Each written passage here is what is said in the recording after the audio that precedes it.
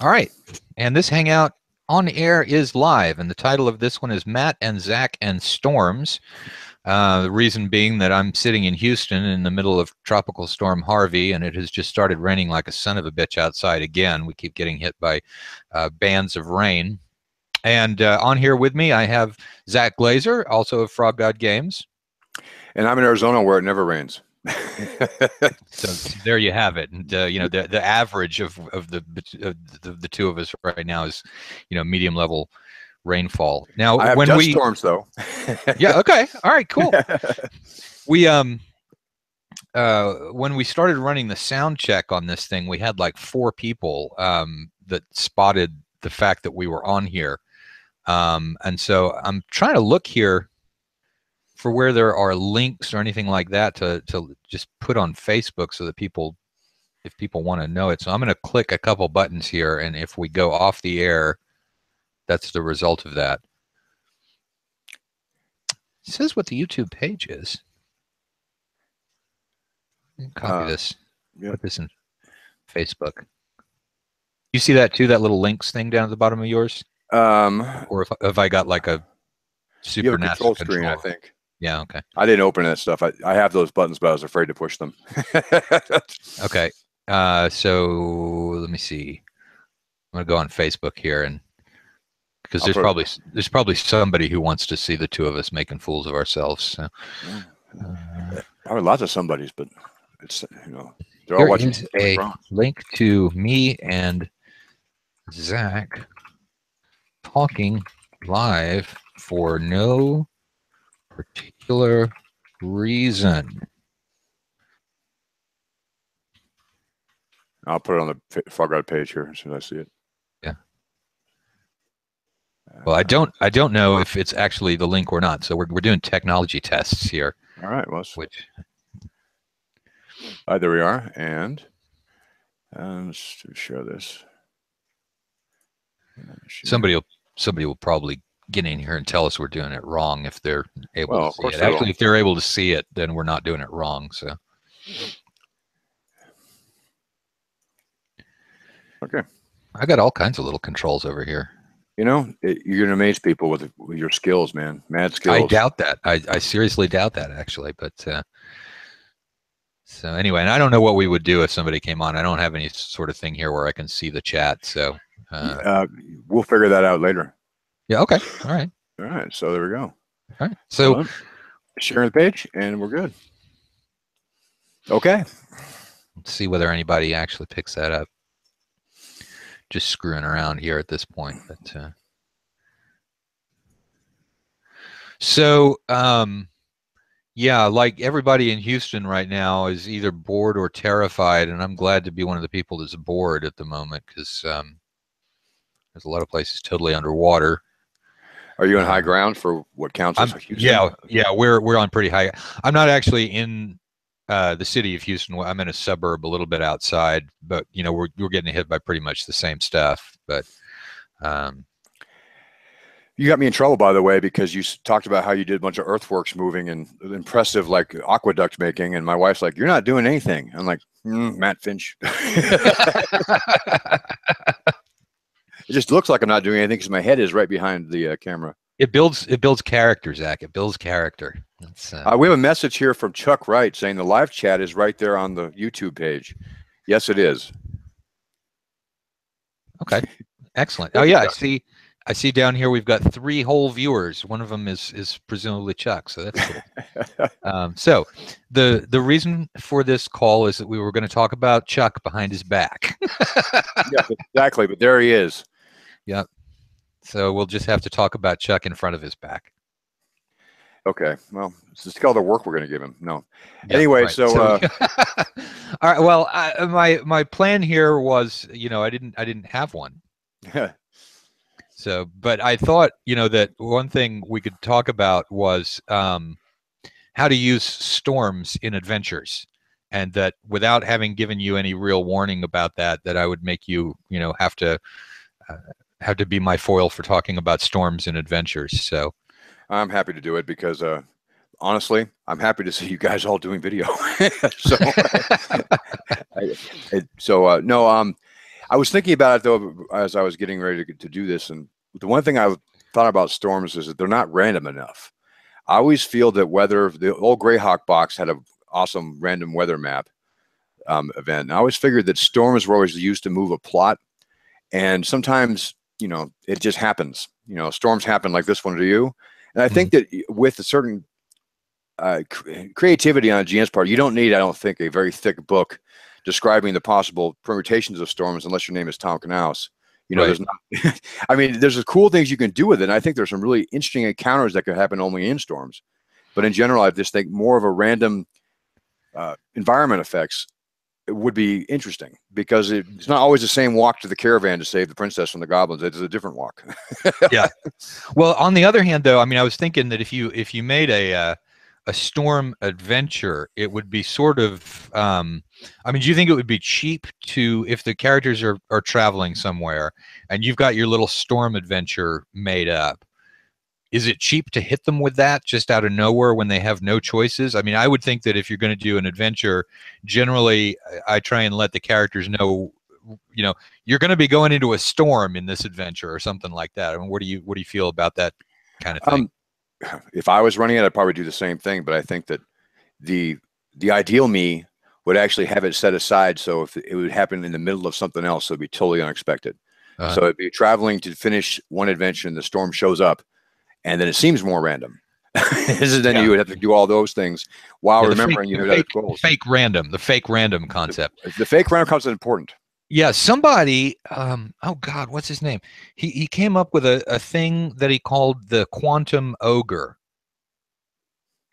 Okay, I'm listening. Can't remember his name. Well, I'm trying to credit this idea to him, and he's a blogger, and I know him. But anyway, whoever he is, and I totally know your name, so I'm sorry to be taking the idea without attributing it. But his idea was that, in his view, this was a cheat.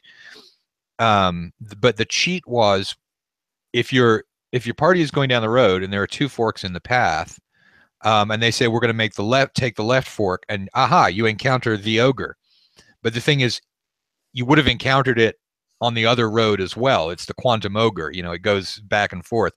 I mean, do you think it's cheap to have an encounter that's planned like that hits them no matter what they do? If you don't have something like that planned, I think you might never do anything. I mean, left to their own devices, players might do nothing, because that's what I would do in real life. Especially like after playing the Rapid tests, it's dangerous in there. I mean, honestly, if I cared about my character more, I would be real hesitant to do all the exciting things that people pay good money to do. so basically, you're following the career path that you would. You've learned how to sword fight, and now you're gonna not go adventuring. It's right. I learned how to sword fight, so I can just be a bandit, because it was much easier to be a bandit and rough people up for cash. Okay. So no, but honestly, that's the part that I find is interesting, is that if it's not put there, that sometimes people like me won't show up.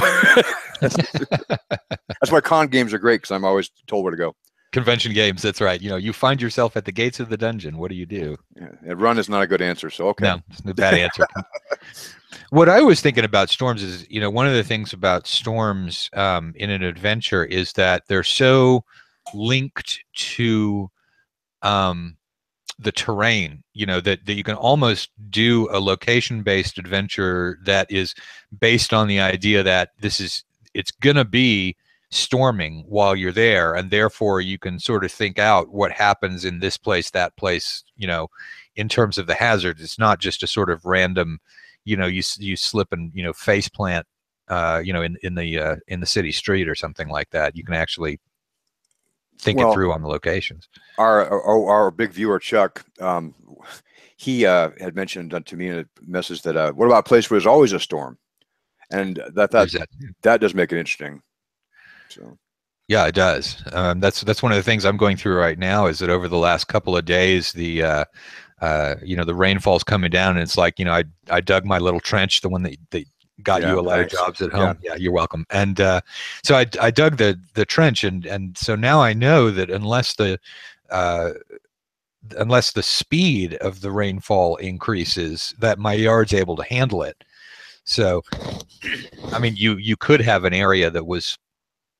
And so, I mean, you could actually have, okay, so here's an idea. You've got a sort of a tower shaped thing, all right, and inside it is the storm, because it's recycling the water from top to bottom, you know, at a known rate, and therefore all the stuff can go through it, and then it just recycles. It's like hydroponics.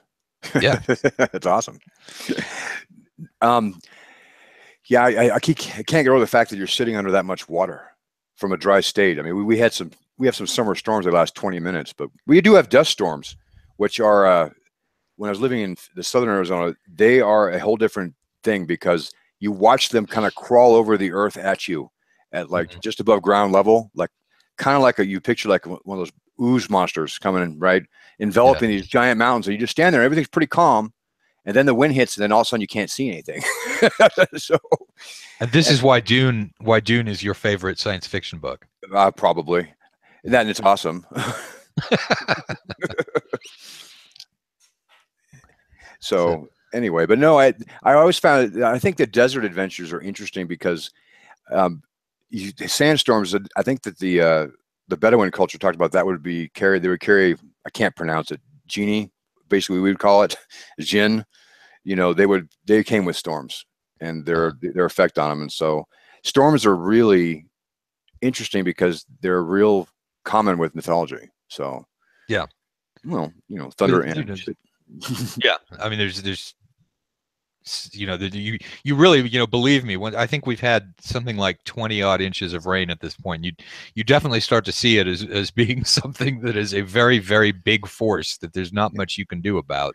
So, oh yeah, Neptune is punishing you guys. Release the Krakens next. Yeah, probably the Kraken. The Kraken is going to be next. It's probably, you know, going to be coming up through my kitchen sink. Their tentacles cracking on the way up. That's right. One of the real things, and you've got fire ants in Arizona, right? We do. Okay. Lots of them. You want to know a nasty thing about fire ants in a flood? No. The little fuckers turn into this little carpet of fire ants, and they float along. And if you walk into fire ants, you know, you've got fire ants in the middle of water. That's just awful. Thank God there's no water here, I guess. Yeah, ants are one of those things where I know it's overdone for hive-like creatures, but they're so creepy. Yeah, they are. So, you know. In Cyclopean Deeps, I did giant ants that had human heads, and one of the things in Zeitgeist's review of it was he was talking about how, you know, there are little things in Cyclopean Deeps that are, you know, just real small that'll totally get you. And he said that the thing with the ants with human heads was just like one line in an encounter thing. I didn't even stat the things out. He said it creeped his players out so badly that was part of the reason that he gave it such a high he gave it the 5 stars. Well, it is creepy. Sorry, I hate to break it to you that he wasn't blowing smoke. It's just, so no, but what else can I say about storms except that I think I find it interesting that lightning and thunder both had separate gods a lot of times, or had separate, like, they were treated as separate events, I think, and I always find that interesting because although they seem connected to us, I guess it's a way to look at it, because one, I guess you don't survive, the other one you do. I don't know. Well, I don't know. I mean, if you know, they're not instantaneous unless you're really in trouble. Yeah. If you get the thunder and the lightning right at the same time, you know, it just almost hit you or did hit you. Yeah. Well, and I knew my partner that I wrote Whispering Wind with had been struck by lightning twice. So I always thought that there was somebody not to hang out with very often. Really? Seriously? It's hit by lightning twice, once boating and once just outdoors. Yeah. That would just tell me not to go outside. I mean, honestly. Yeah, that's so anyway, so I have a question then about storms. Like, have you actually used one in a game? Like, as not that I can remember, no. You know, spanning back decades of history. I'm sure that I've had some rolled on random encounter tables, but nothing that actually worked its way into an adventure. Here's another one. Okay, you can use even in a dungeon adventure, right? How about using it for a race against time issue? There's a storm outside, and it's going to flood the dungeon by a certain amount. No, I like that one because after my living room flooded 3 days ago. I always say we have no rain, but we had a ton of rain in 20 minutes, and so my living room flooded on Friday night, or whatever. Anyway, Arizona, your living room flooded. It's too hard to explain. I'll bore everybody to death. But yes, if I had water come in the I walked out from just working on frog out stuff at like 1 a.m. and I walk out to the kitchen and I hear Trappist through water about maybe a quarter of an inch deep. I was like, oh no. So and the guy that wrote Whisper and Venom along with you was hit by lightning twice. Your living room flooded in Arizona. Yeah, I know. It's partly to do with the stupid engineering on the property that I live on. The Chuck lives on too, but he lives on higher ground, I might add. But it's odd, and especially at 1 in the morning, to walk out and just through a puddle. So I know what you mean by racing against time, though. All of a sudden, I'm like getting real upset. Like, like my wife wakes up and this isn't cleaned up. I'm in big trouble. I could have noticed earlier, but it was long after it was done. Right, because she is going to blame you for the fact that the no, but flooded. I could have put things in the doorway and probably stopped a lot of it, but I didn't know what was going on. I was too busy, I guess, making tokens. I don't know what I was doing. Doing RPG Now stuff.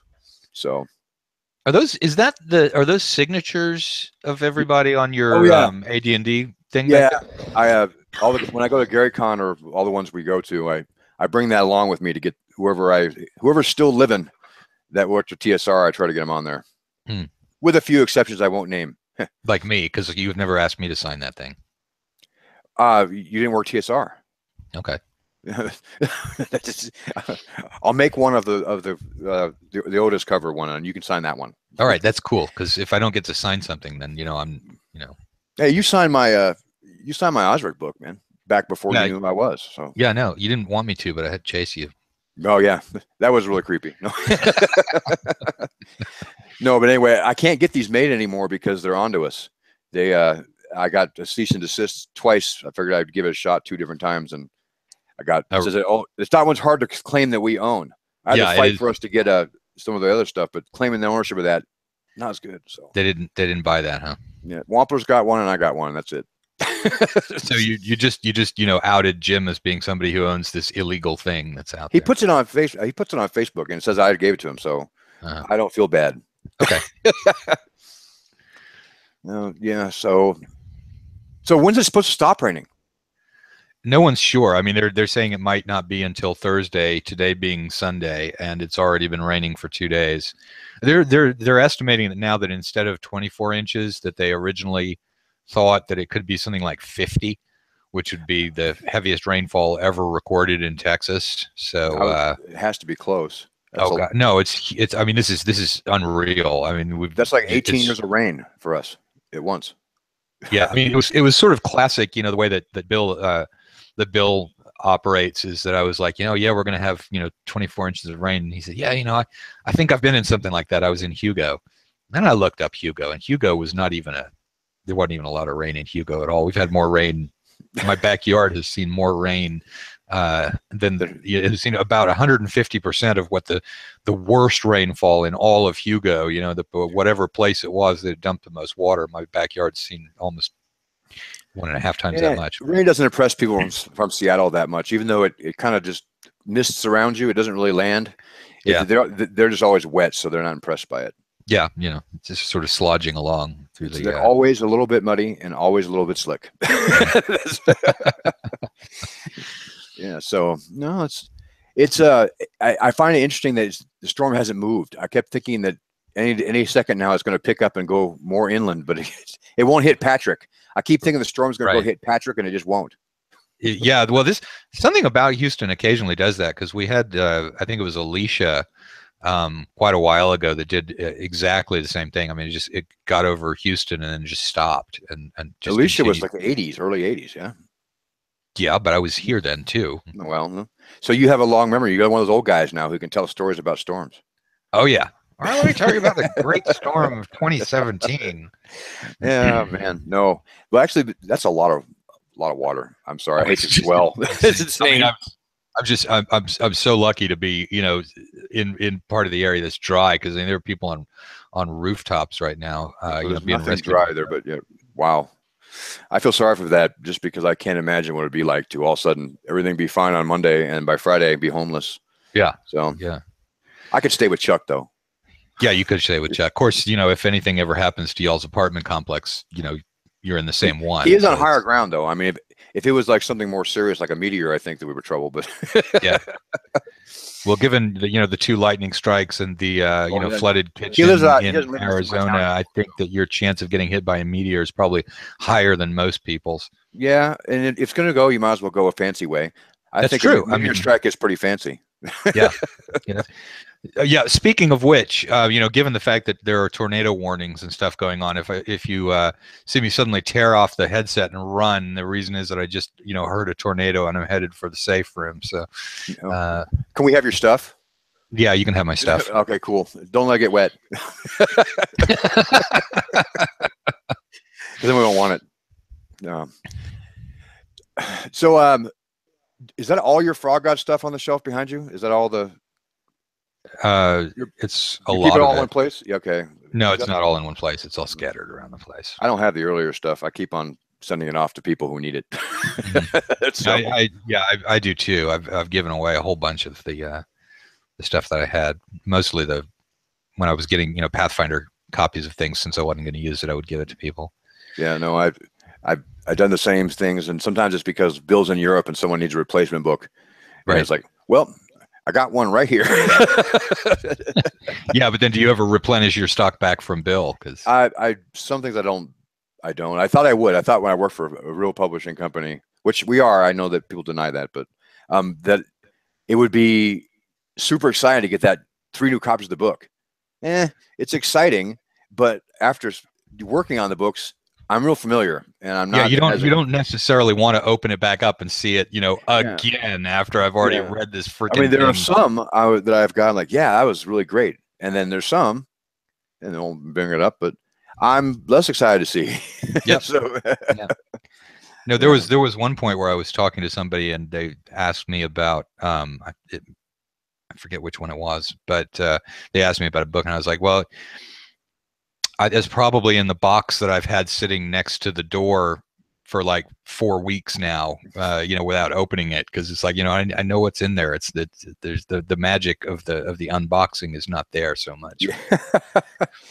Oh man, I'm at the point, sadly, now when I'll buy stuff on the RPG auctions on Facebook out of habit. I think mostly I have stuff in boxes and envelopes still that it's been 6 weeks, and I mean to open them, and I get excited when I do open them because I have no idea what they are.